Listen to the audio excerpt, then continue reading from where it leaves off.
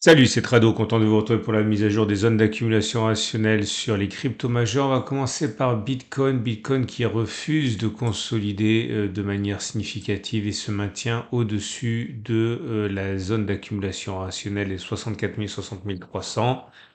Ceux qui n'ont pas accumulé en DCA au premier du mois, comme ça se fait généralement, peuvent attendre maintenant que l'on revienne sur 64 000, 60 300 pour rajouter encore à leur stock de Bitcoin.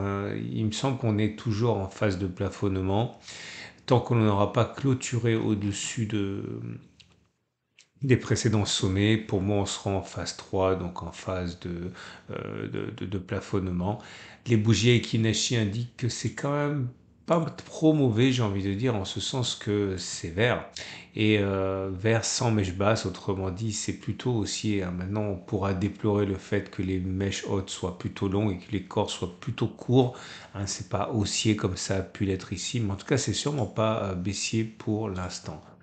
L'Ethereum se porte, je dirais, peut-être un petit peu mieux, même s'il consolide depuis 2 semaines. L'impulsion haussière que l'on a eue il y a 3 semaines avec une hausse de 25% et qui faisait écho à l'acceptation des ETF Ethereum a donné une impulsion assez importante. Néanmoins, je considère là aussi qu'on est plutôt en phase 3 de plafonnement. On rebasculera en phase 2 haussière uniquement si on clôture au-dessus des précédents sommets. Si vous voulez passer à l'action, je vous rappelle que mon sponsor Cryptcool vous permet d'acheter de l'Ethereum et du Bitcoin dans les conditions optimales de sécurité et de simplicité, avec des gardes froides, hein, hors du risque que procure et qui se présente sur l'Internet, avec la même technologie qui est mise en œuvre pour l'or depuis plus de 15 ans. N'hésitez pas à découvrir Cryptcool, le lien est en dessous de la vidéo.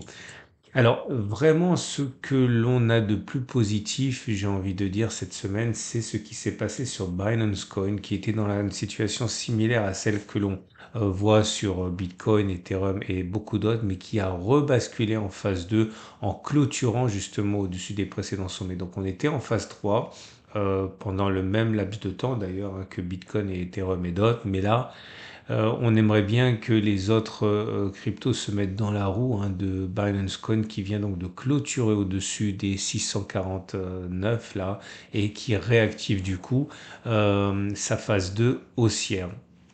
La zone d'accumulation rationnelle a été sollicitée, c'était les semaines du 15 avril et du 8 avril.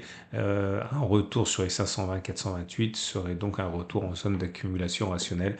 Je répète, phase 2 haussière. Malheureusement, les autres cryptos n'ont pas connu la même destinée de court terme. Ripple est maintenant également en phase 3, mais en zone d'accumulation rationnelle à 0,562, 0,463.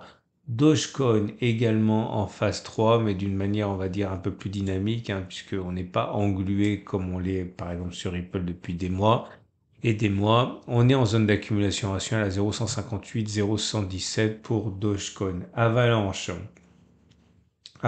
est en phase 3 également. La zone d'accumulation rationnelle, on y est, hein, c'est 37,27 dollars. Cardano également en phase 3 de plafonnement. Zone d'accumulation rationnelle 0,51, 0,44 dollars. Polygon, à l'image d'autres cryptos, a maintenant basculé en phase 1 à nouveau. On pouvait espérer qu'on était en phase 3 et que du coup on pourrait repasser en phase 2 comme on l'a fait sur Binance Coin. Mais là, c'est un peu compliqué. Je vous avoue que je suis un petit peu entre deux chaises là, hein, entre une phase 3 et une phase 1. Je vais les mettre en phase 1, mais ce qui est certain, de toute manière, c'est qu'on n'est pas en phase 2 haussière. Mais on est quasiment en zone d'accumulation rationnelle à 0,63, 0,32 pour Matic. Polkadot également en phase 3 et en zone d'accumulation rationnelle à 7,36 dollars. Solana qui manque un petit peu de dynamisme et qui est en phase 3. Néanmoins, c'est mieux que ce qu'on a vu précédemment. On est plus proche de rebasculer en phase 2 comme Ethereum et Bitcoin que de voir ce qui s'est produit sur Polkadot ou encore Polygon Matic, hein. Pour l'instant, on est en phase 3 de plafonnement, zone d'accumulation rationnelle 126,98 dollars.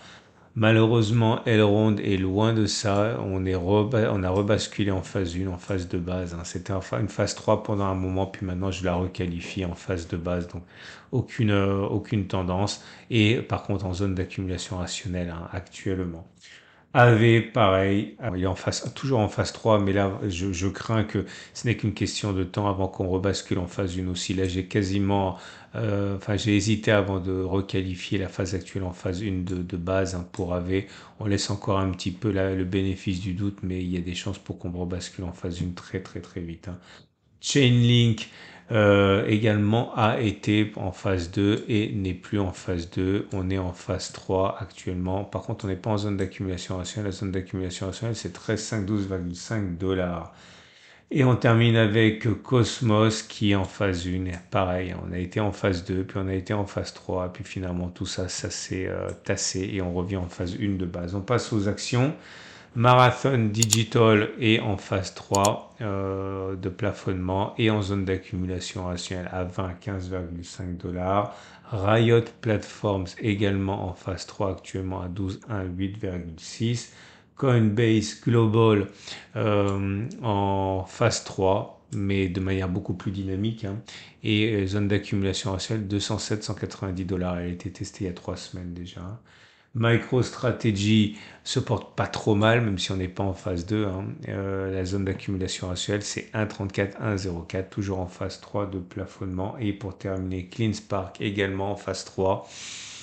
Et la zone d'accumulation rationnelle, c'est 13, 7, 10,6. Voilà, on a fait le tour avec du bon et du moins bon. Les ténors, j'ai envie de dire, s'en sortent beaucoup mieux que les autres cryptos, avec bien sûr une mention spéciale à BNB, à Binance Coin, qui laisse flotter un vent d'optimisme, hein, en montrant la voie. Vous voyez, on peut très bien passer d'une phase 3 à une phase 2. C'est pas ce qui se passe le plus souvent, mais voilà, justement, c'est exactement ce qui s'est passé pour Binance Coin.